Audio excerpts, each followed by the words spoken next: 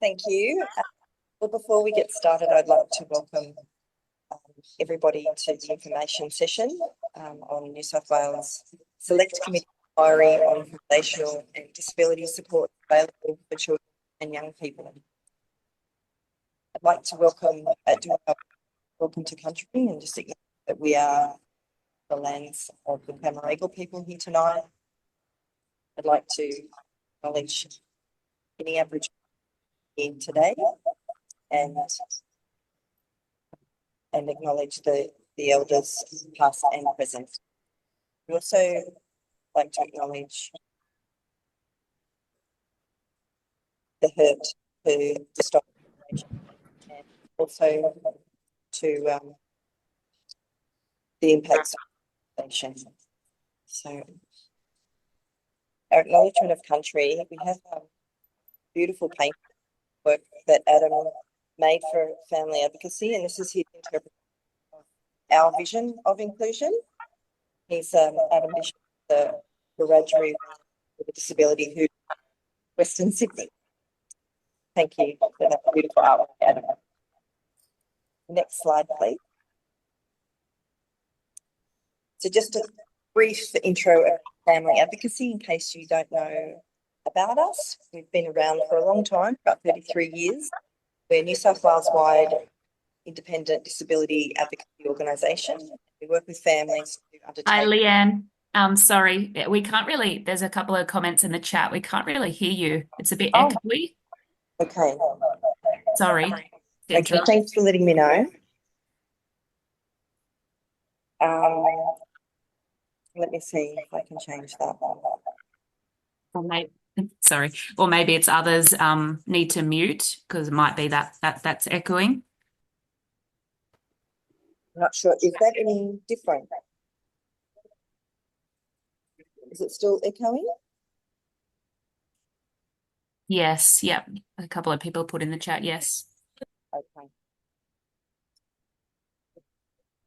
Kelly, excuse me while I just check in with our...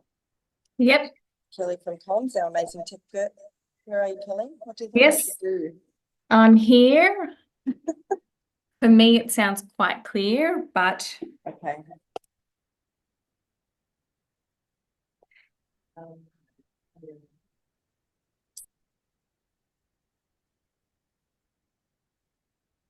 let's try that again. How about now? Does that need different? That's a little bit better for me. Yeah. Is that better? Yep, and got a couple of people saying perfect and better. So let's go with that. Thanks, Leanne. Okay, thank you. Okay, so just family advocacy. We were founded by families who were concerned about the rights and interests of their family member with disability. And we continue to be governed by families and allies of people with a disability. We provide advocacy, support and leadership development. We undertake systems advocacy. We do workshops and we have lots of resources through our website and an inclusion library.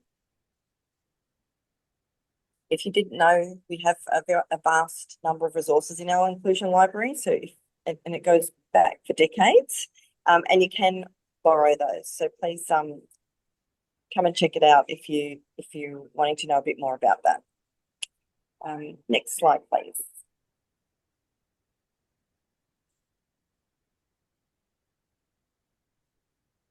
So our philosophy is that all people with disability belong in the heart of community. That strong communities are made up of a diverse range of people. We all have contributions to give to society, including people with a disability. Next slide, please.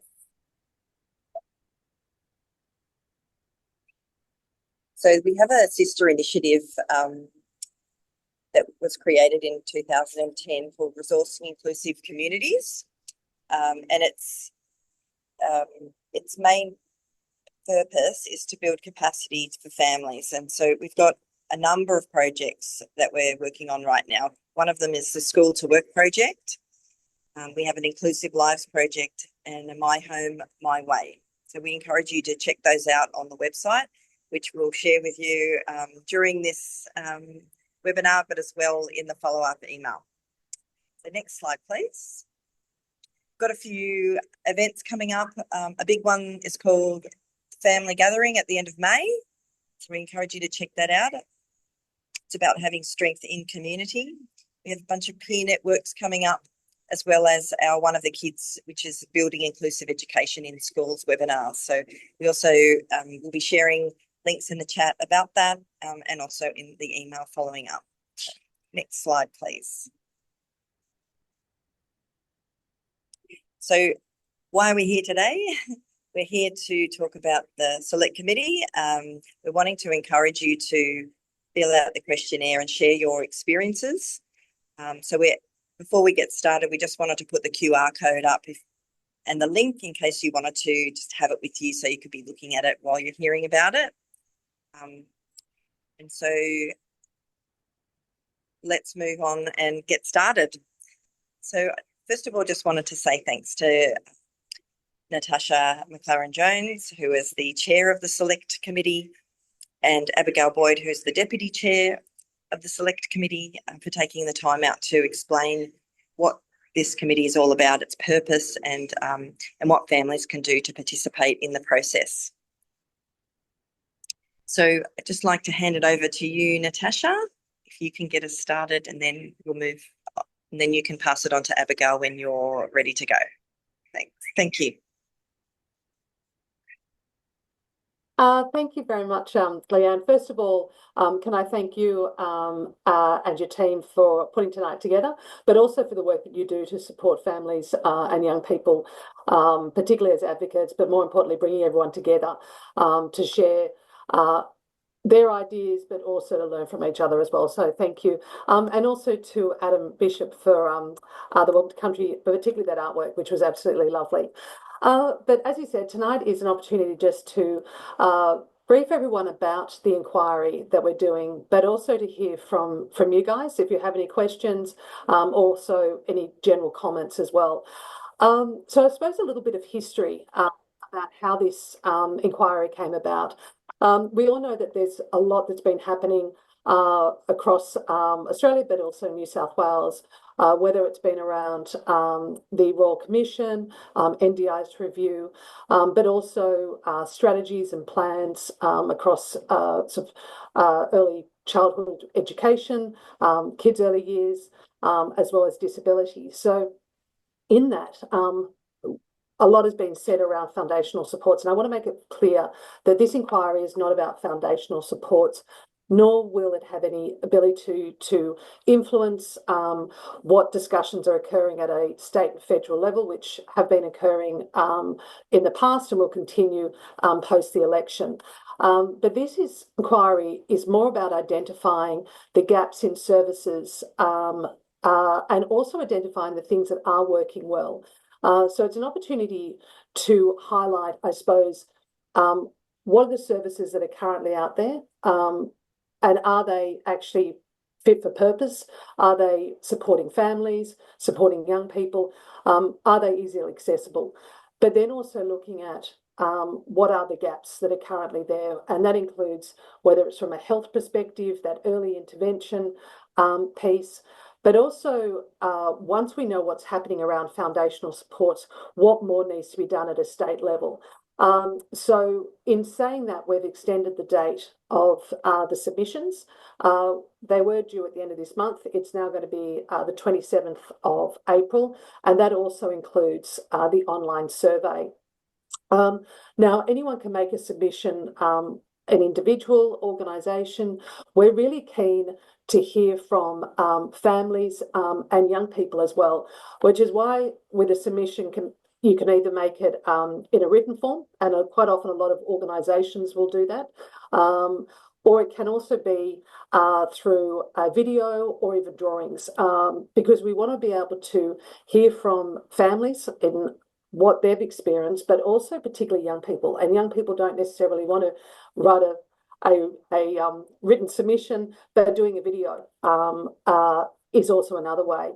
The other thing is we'll be holding a number of hearings And hearings are an opportunity for the committee members to sit down with individuals or organisations to talk about the submission that they've put in.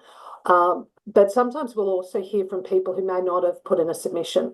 And the best way to do that is being able to write to the Secretariat to say, I'd be interested in appearing. These are the things I would like to talk about.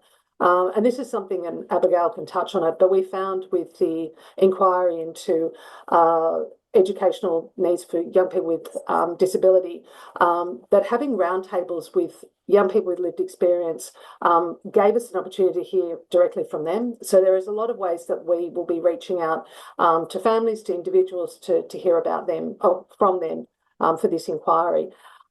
But that's probably a broad snapshot. Happy to answer any questions either now or at the end of the session about the inquiry a little bit more, but that's basically where we're at the moment. Thank you, Natasha. So can I hand it over to you, Abigail, to share? Thanks, Leanne. And hello, everyone. Thank you so much for taking the time out to listen to us. We are very excited about this inquiry, and I was very pleased to work with Natasha to establish it, and I think it's going to be really useful.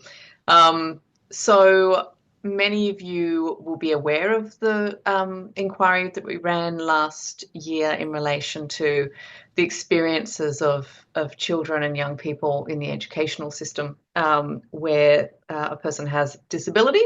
It was a really, look, I think we can get disappointed that the recommendations weren't embraced wholeheartedly by the government subsequent, but I think when you look at what that inquiry achieved in terms of awareness raising across different parties, but also more importantly, the ability for people to come in and actually tell their stories. And I think there was a huge focus on lived experience and that ability to come together with the committee members to better inform the report and the recommendations, and just to get everybody to understand a little bit more about the experiences of children with disability in the education system.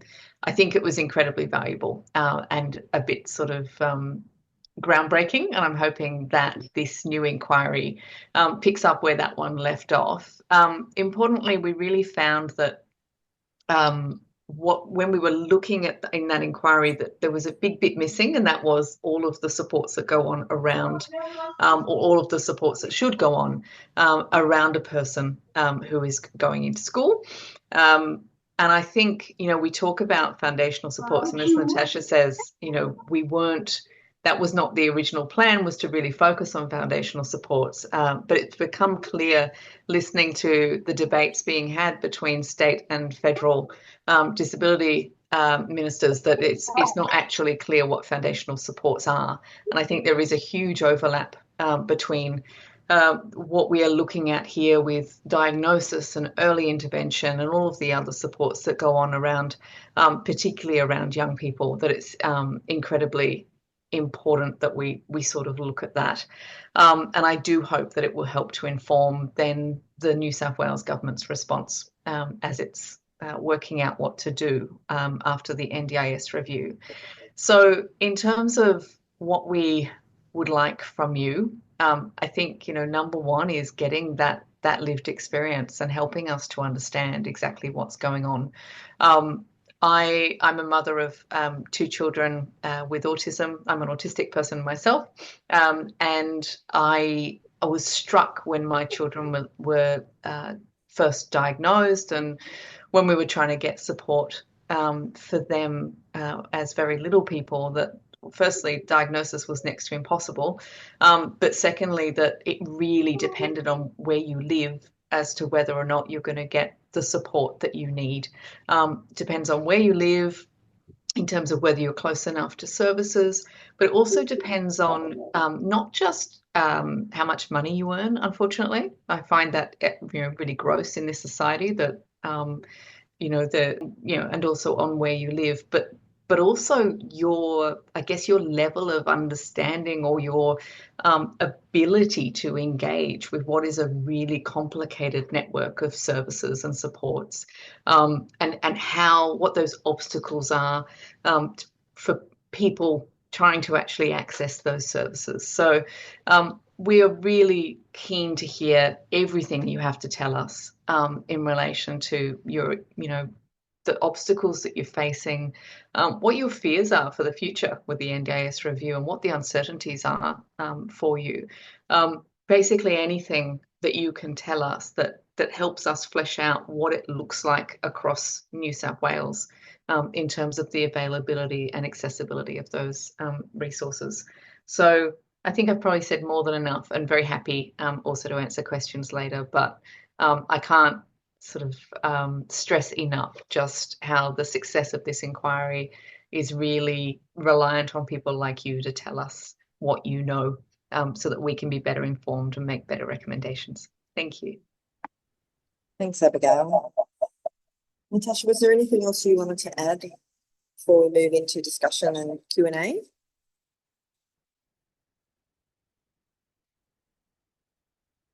Doesn't sound. Can you hear me? Can you hear me okay? The only thing I wanted to add was that the committee itself is made up of members of government, opposition and crossbench. So it is very much a bipartisan committee makeup, which is a great thing, particularly with the upper house. And that's a lot of the work that we do. And as Abigail said, it is about hearing from everybody so that we can make some really good recommendations. Great, thank you. I apologise, I'm having some real technical difficulties tonight. So I hope that you can hear me, even though my screen has frozen. Can you hear me okay? Yes. Okay, thank you. Yes, so just in the chat, there has been a comment from Suzanne from Parents of Deaf Children, and talking about pretty much all foundational supports are currently not accessible to deaf parents. We also see that currently foundational supports do not meet the complex needs of deaf and hard of hearing children and their families, and that parents of deaf children would be happy to meet with the Minister to discuss these barriers, but also that they'll be providing a full submission of it in their findings. So that's great. Thank you. Thanks, Susan. It's Margaret is saying she's concerned that after 12 months, we still do not even have a baseline of what foundational supports are and how they will be covered. Me too. Yep. And this is, I think, something where when Abigail and I talked about this inquiry, and it's no government or federal or states, to blame. It's, I think, the fact that it is so big that the states and the Commonwealth, and we have a federal election in between, so you almost lose 6 months. And there was a lot of fear out there because there'd been talk about everything coming into effect 1 July.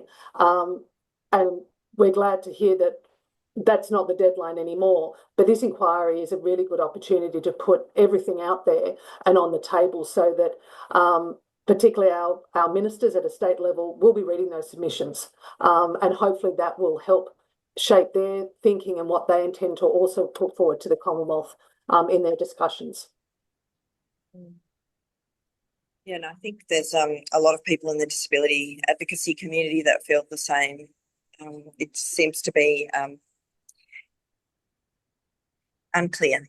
It's the most simple way to put it. Is there anybody that would like to ask a question? Oh, we have a question from Liz. What is the upper age definition of young person?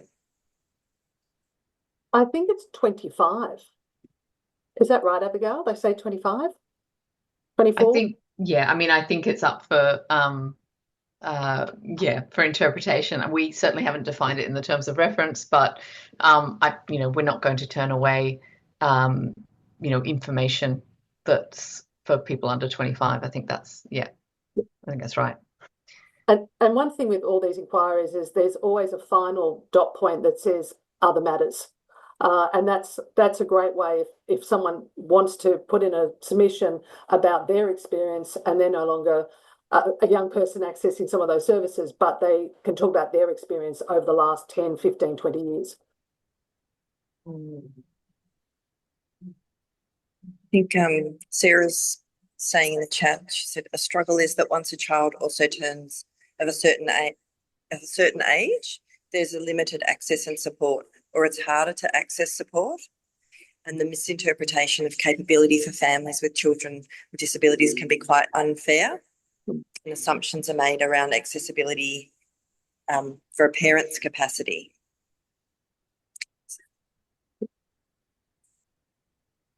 Thanks for that, Sarah. And Susan's saying, we're currently seeing inequity issues with families being moved off with the NDIS, with mainstream supports lacking capacity, and families with financial capacity can privately fund the ongoing supports, but other families can't. So this is a huge issue and causing extreme stress for families. And I guess this is why you've put this inquiry on, the very reason why, to hear these kinds of stories from families. Laura's asking, saying, is there support person available to help people write their submissions? There's no funding to support families as they've been defunded. There is supports through the Secretariat. They can provide some assistance in different means to make those submissions, which don't have to always be in written form. So that can also be recording. I need to check if there's opportunities for people to be able to do transcribing or anything like that. But I'm more than happy to come back to Leanne about some of the other ways that people can make submissions that are not in that traditional written format. Great, thank you. We had, if it's helpful, we had a situation in the last, in the previous education education inquiry, where we acknowledged that people were able to put in submissions that were drawings or photographs or videos or audio recordings. And my understanding from the committee team at the time was that there's nothing sort of precluding that. It just doesn't happen very often. So if people are worried about sort of how to submit or need help with submissions, then yeah, the committee secretariat's the ones to speak with, but we do accept in all of those sort of different formats. I'll put a link to the email for people to be able to contact the secretariat as well. Thank you. And of course, Laura, you can always contact Family Advocacy, and we are funded to support families, so we can help you with a submission or any other family if you'd like to contact us, for sure. Thanks, Leanne. Somebody said that, okay, Margaret said that non-disability services with NDIS funding being cut to families is putting an unfunded impost on organisations that are not providers. Costs are so high and waiting lists go on forever.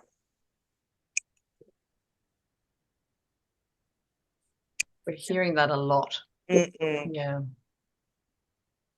Did Julian, you had your hand up. Did you want to ask a question, Julian? Oh, I completely forgot. Sorry, I was just going to comment on the person who was asking about their age, just for, I guess, for reference. The Convention for the Rights of the Child defines a child as a person up to 18. But the United Nations then goes on to define youth as being someone between 15 and 24. So that's why we often say children and young people, or children and youth. So, and obviously at law as well, you're considered a child up to the 18. But yeah, I guess for our purposes, that's right, up to 25 could be a young person, considered a young person still. It certainly was the fact when I was working in youth services that we would take people up to that age as well. The only other comment I want to make, I just wanted to bring people's attention in case they hadn't already, and just thank again to Abigail and to Natasha for coming along. It's always a pleasure hearing them chat. I just want to draw people's attention as well when they're thinking about what to write about for a submission or what to think about. There's actually that terms of reference as well that was put out by the committee, and I'm looking at it again myself, and every time I look at it I find something new to go, ooh. but it's actually in lieu of a wider kind of consultation paper.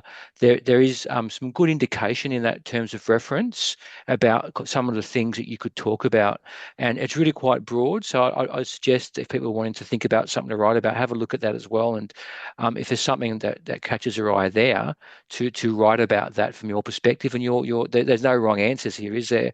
So if you feel there's a gap or a barrier for your child or young person, in your experience, and write about that, for example. So it's a good one to have a check out. I'll put the link there as well for people, but it's also on the committee webpage, inquiry website. But it's a good document as well. Thank you. That's all I want to say. Thanks, Julian. Thanks. Thank you. There's a question from Joe. Can we expand on some areas of the different foundations of support, as quite often people don't know what they don't know? Do you want me to have a go? Yeah, go for it. I think Julian expanded on that a little bit too. So if you can expand more. So it really depends on who you're asking. And one of the frustrating things in this area is that the federal government aren't very clear on what they mean by foundational supports. But they divide them up generally into sort of a general foundation support and a specific foundational support. The general stuff is resources that are made available to, a group as a whole, whether it's, information or, particular types of training or something else. And then the kind of specific foundational supports are those supports that a particular person would have that's not within the educational setting, is my understanding.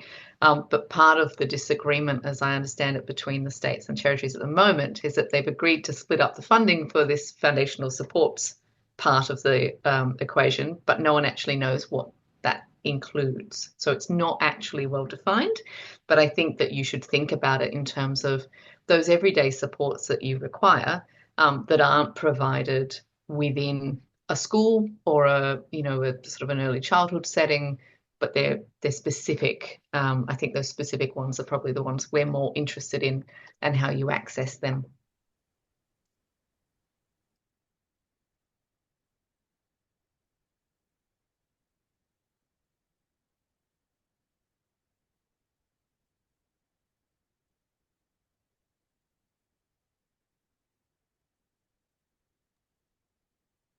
Where did Leanne go?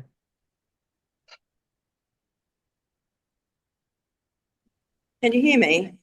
Oh, there you are. I'm just having lots of fun with tech tonight. I'm really sorry, everybody.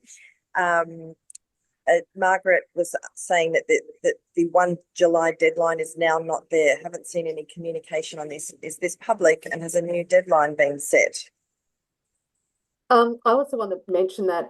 I haven't seen anything public. It's just been what others have been saying in discussions, that because they go into caretaker in the next little while, and then it'll be swearing in of ministers and things. I don't think the Commonwealth and the states will actually sign anything off. They've agreed to 50-50 split, but as Abigail said, no one really knows the details. So that 1 July deadline is impossible to achieve. Okay. Yeah. Thank you. Again, that doesn't help with clarity, but so Suzanne, I think you had your hand up.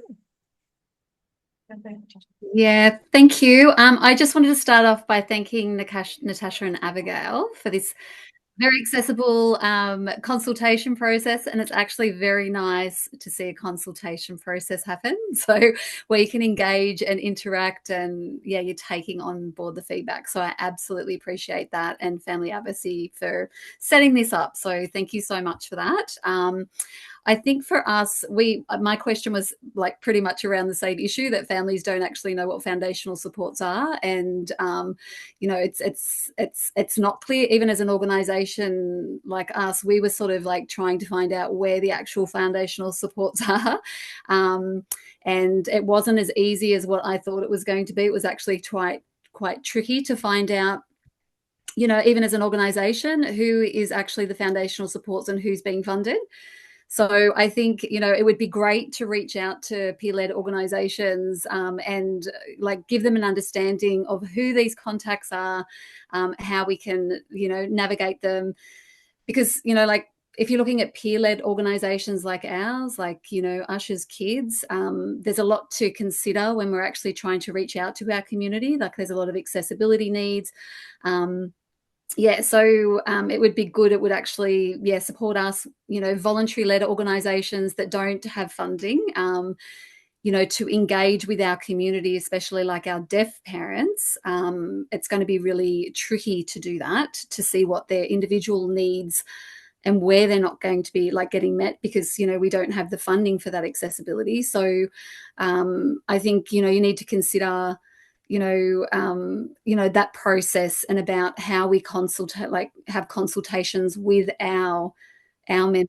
It's not as simple as, if say, for instance, if we're going to create a survey for families, it has to be accessible for our deaf families. So it's going to have to be Auslan translated. Similar to any announcement that you guys are doing, it would be great that they were actually like Auslan translated, put into easy read for those families, because when we look at our families, they're the most like discriminated against demographic, and still, even with these processes, they're not accessible for them, or done in a way, for them to engage with. So, so I think, we want to contribute. We're going to contribute. We're going to do the best that we can, but you're going to really struggle to find the community that absolutely needs your support, because their peer organisations don't have resources in order to support them. And that's really going to impact this consultation process. And I see this as being so important to get those an understanding of the broader community. Even your communities out in rural and remote areas, you're not going to see them. And, we find that the people that need the support the most, you're not going to see them at consultations, and you're not going to see them, in focus groups and all those things, because they don't have capacity to do that. Yeah. A lot of the time with these, like if you look at some of our families in Dubbo space, they don't even have the internet capacity in order to join an online consultation. And that's a real barrier for them. And also we're in a cost of living crisis. So expecting them to fund something like Starlink so they can engage is like an impossible ask. So we would like this consultation process to be something, and, if families are going to be moved into this space, we really need to ensure that it's going to be set up, and we need the voices of people with lived experience and their families that support them. And if we don't have that, you're just going to get service providers, people that live in metro areas, that this is not really the biggest issue for them. So I think, I love it. I love what you've done. I feel like this has been like the most consultation process that we've had, because there's been so many barriers, but you guys, I love the fact that you're actually listening and taking it on board. And I hope that, we're here to support you. Like, we're an organisation of 60 plus years, so we're here to support you with the understanding of, our families as well. But we really need to be reaching out and involving. Back in the day, we used to sit with people in communities and find out, what their need is. And it wasn't just about sitting, behind a computer screen and, getting, someone's voice. But we see that in every focus group now. It's all done behind a screen. We're not contacting those that need it. We're not engaging with those.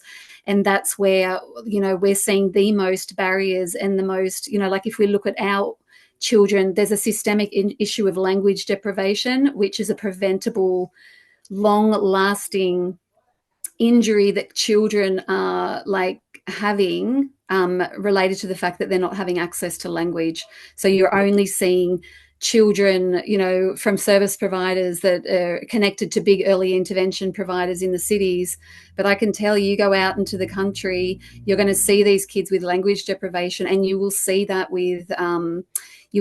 through itinerant support. We hear from them and their concerns, about these kids. And it is so preventable, and it's going to put, it's not addressing it now is actually going to put pressure on health. It's going to put pressure on the education department. It's going to, the welfare system, because, yeah, because that's where our kids end up. And we're seeing it more now than we ever have. And we need those families to have voices, and we need people to go out and see what's happening because it's very devastating. Yeah, my little spiel, but thank you. Thank you for that. And I'll have a chat with Abigail separately. Yeah. There's a couple of things. One is, as part of the inquiry, we will be going out into different areas, looking at different ways to hold those meetings. So it's not just that formal in a room Q&A, but there are lots of different ways we can engage. And then separately, I might, through Leanne, just touch base with you about, is there something that we can provide to you to then be able to send out to families and to parents, and possibly Leanne could then distribute to everyone as well. That just makes it a bit easier for that process to say, if you want to share your views and your thoughts, here's a very simple, easy way of doing it. So it's not that formal, having to make a submission type thing. Yeah, absolutely. Appreciate it. Thank you. Thank you, Suzanne, and thanks, Natasha. I think, is it Sarah that had her hand up? Sarah, are you still there with us? I am, yep. I thank you, Leanne. I totally agree with everything you're saying, Suzanne, and so grateful that you brought it up. I also do some work with a peer-led organisation, and connection is so important with families, and it's not always going to happen over a screen, especially families who are vulnerable and their children. It's so important. So really appreciate you bringing that up. A concern that I guess has come up a lot for me, not just as a parent, but also as a professional, is around the foundational supports where children are going into schools and how that's going to look, especially if the schools or even early childhood services or intervention settings are not 100% equipped to understand certain challenges that a particular child or family is going through. For example, trauma enforced. Like, I hear it a lot at many schools and, through many services, and they say, yeah, we're trained and we know and we got it. Or children who mask, yeah, we get it, we got it. And that's really confronting and really hard for families. And once a child reaches a certain age where they can't access early intervention and they're in the SSI model where or the lack, sorry, and as they're becoming an older young person or an adult, it becomes complicated for their families also when they're advocating. So that's a big struggle. Is there any way that I don't want to say audited, but it's really hard to um, actually see where families are going to be able to access certain foundations once their child also gets to a certain age. Does that make sense? And these are the things that I suppose we'll be able to look at, explore, and make recommendations. Because I think that's one of the big things about this inquiry and any inquiry that we do at a parliamentary level. It's being able to make those recommendations to government, but also to publicly shine a light on the issues. Because the concerns you're raising and those have been raised tonight, a lot of families are saying it, and there is a lot of fear out there. And I think the more that we talk about it, the more that we draw attention to these concerns, it actually forces both federal and state governments to sort of say, okay, there's more we need to do, because no one does get it right. But hearing from people that are living through the changes that are occurring and what needs to be done to support you and your family is key to making those informed decisions effectively. Yeah, definitely. And I just wanted to add, and I spoke about, sometimes the word capability or access is used in so many different ways, especially when you're applying for the NDIA or you're trying to justify what your child needs with a review. Um, I'm in the category of, being a vulnerable, parent, being a single parent with other challenges. And I think I often think, okay, I'm still okay compared to a lot of families who come from a cold background, Indigenous background. It's really hard because often they can't defend and express themselves. It's really hard because it's not a one size fits all. So it'd be great if even the people that we speak to have some sort of an understanding of what, you know, the basics of what, you know, child development or middle childhood, or what happens or goes on for, you know, families of different, you know, shapes, structures, and, you know, it's yeah, like if there's going to be more sort of training around that, because that's also very complex. Yeah, true. It's a really excellent point, and I guess kind of related is that whole, you know, you can have foundational support, whatever foundational supports are, but you can have supports, but people need to know not just how to access them, but whether they should access them and if to access them. And I think there's, you know, whether it's sort of the lack of information, like I know as a parent, I had no idea what my child was supposed to be like at certain ages, and it just was complete. I was clueless, and I think you're very reliant then on other people, whether it's GPs or the director of the local childcare centre, to tell you what they think. And that's not really good enough. And I think that sort of element of, broader education in terms of, and broader awareness and acceptance that children are all a bit different, and when to get supports is really useful as well. I don't know if that's what the government has in mind when they're talking about foundational supports, but I think that's something that a lot of parents at least are wanting. Thanks, Abigail. Let's hope we can influence what that looks like through the recommendations of the inquiry. Are there anybody else? Is there anyone else that has a question? Margaret?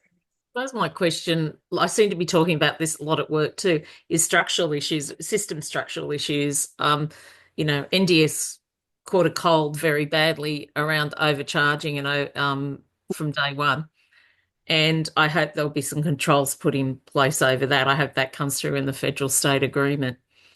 But I'm concerned about, I think, the issue of when will you be able to access foundational supports. I asked the question earlier about some medical people won't diagnose because you can't diagnose that child to a certain age with this issue, autism being often a classic, and any spectrum diseases. So I suppose I'm looking about how deep are you going to go into that sort of thing, those concerns. We have a backlogged system right through the whole health and the social services area anyway.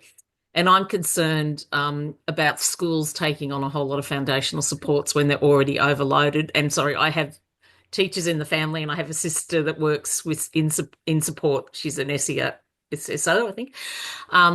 And I'm just concerned about impacts and silos. Siloing is really worrying me, that it's someone else's job to do. The diagnosis issue, and will children have to have that before a foundational support is implemented? Because if federally there was cost blowouts, there's going to have to be cost blowouts in the states as well. And until we put some systemic and structural controls in place around costing, and a lot of people have got used to those per hour rates, how far are we going to go? And I suppose that could be a what if question, because you're not in the room doing the negotiation at this point. Which is pretty disappointing that it's taken this long. Just around diagnostics, that is one of the points on the terms of reference. So actually looking at that as well. So that is something that we're looking at, and just around that cost shifting or operating silos.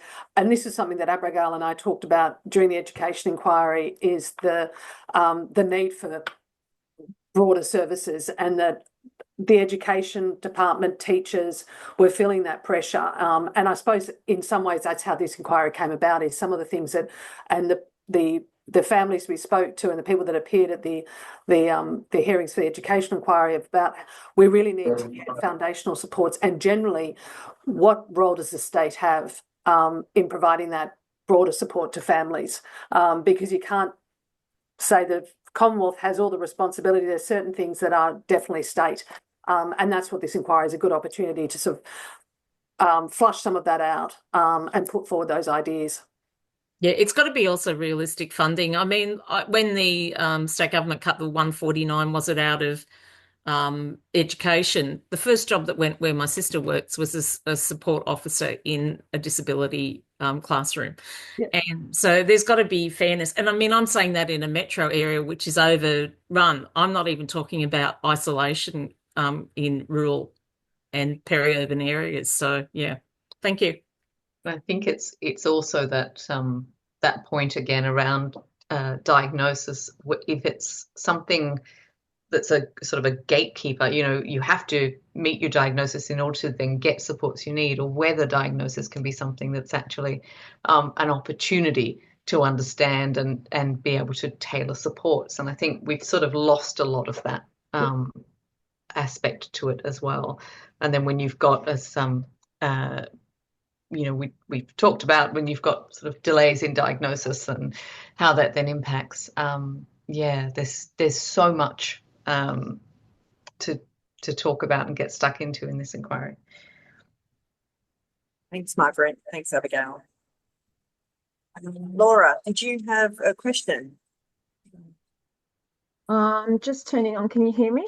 Yep, we can hear you. Yeah, hi. Thanks so much for your time. It's really appreciated to be able to listen to a bit of what's going on. I can share, I'm an AT mentor. I was certified through NDIS funding, and what that did was provide support to families in the space of a peer-led lived experience model.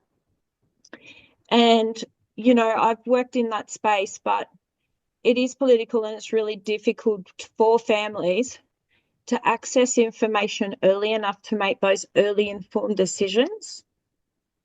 But the role that, or the course that I did, for example, was AT mentoring, so assistive technology mentoring. And that course was funded through ILC, which was Assistive Technology Australia, the RTO. And that gave empowerment because we gave certified training to that lived experience. And it was just wonderful. I actually received that through a scholarship of work that I did in access and improving inclusivity to education and community in my area. And unfortunately, through the first round of defunding, assistive technology had to shut down. And it was a place that you could take, or anybody could access that. Educators were accessing that. There was many different forms in which way you could ask for information on assistive technology. And as you know, assistive technology is so broad, and you can even consider physical support within that assistive technology model. And really, like, if we talk about how we can sort of empower that lived experience and stuff, I have a late diagnosed child. So that creates a big severe language delay. And my personal choice was to educate my child just like her siblings and have her be submersed in language. And the issues I've faced is not the disability itself, but just having access to language. Mm-hmm.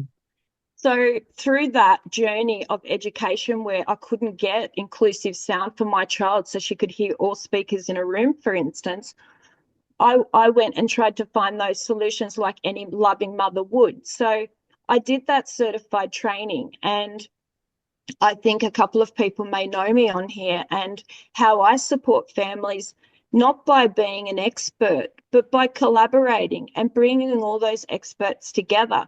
And that's because I've lived the journey before the people that I'm actually supporting. And through my journey, I've been fortunate, but I have been through Better Start and then since the start of NDIS. So it's not like I'm new to the model of how we support disability in this country and growing up. And I think NDIS was great. Unfortunately, it was mistreated. and with the foundational supports, I'm a little bit like Susie at Parents of Deaf Children, is that trying to get that information to families early enough to make informed decisions and choices. But if they don't have the knowledge, they can't make that. And I'm telling you, if you don't grow up with that sort of disability around you or that modelling around you, you're on a new learning path. So the best for me was always having those parents that were before me, and I could ask those questions, and it just saved me so much time, and it was detrimental to the outcomes of my child today. But my question is that after doing that training, and you would probably be aware of AT Chat, they've done a little bit of research in this area as well, just to give a bit of background there on more information. But the value of that lived experience and to give information back to government as well on that level, I think would be really important. But my concern is with the foundational supports coming into place, we don't have those trainings going on anymore because they've been lost in the defunding cycle and everything else. And how are we going to educate or marry that certified training with that lived experience so that we can empower people with disability, but also those ones that have left their career behind to care for their children? I gave up my career 10 years ago. I would do it all again, but I am an educated woman. And now after 10 years of doing what I'm doing, even myself with so capable, I've just missed opportunities, and now trying to re-enter the workforce is difficult even at that. And I don't have the barriers other people have. I'm an entrepreneur and I have, less barriers than others in many ways. So Yeah, how can we Laura. educate people? Laura, I'm really sorry. I just wanted to let you know that our employer, our amazing interpreter, will need to leave in 3 minutes. So I'm so sorry, Leanne. I've That's finished okay. what I wanted to say, but my Thank question's you. around Sorry. educating carers with that lived experience. Yeah. And highlighting that there are people already available to people, and where do they exist in foundational supports and ongoing NDIS? It's a really, really important question. I can see there's a comment from Joe saying as well that education for families is paramount for effective, appropriate foundational support access. Yeah. Okay. Thanks, guys, so much. Please, I know, Laura, please contact us, Laura. We'll definitely speak again about supporting you to make a submission in this process. And I can see that quite a number of families are have already had to leave, but they said that they're going to be making a submission. So that's great. It's good. We will be in touch again and continue talking, because we may do some smaller group work together, working party groups or something like that. We've been talking about those ideas. So we'll be in touch again. Wonderful, wonderful. Thanks everybody for coming along today. We really appreciate you taking the time when it's family time. So really appreciate to our presenters, Abigail and Natasha, for sharing about the inquiry. And have a great evening. Thanks again. Hopefully, Thanks, everyone. We'll be in Thanks touch for having us. Follow up.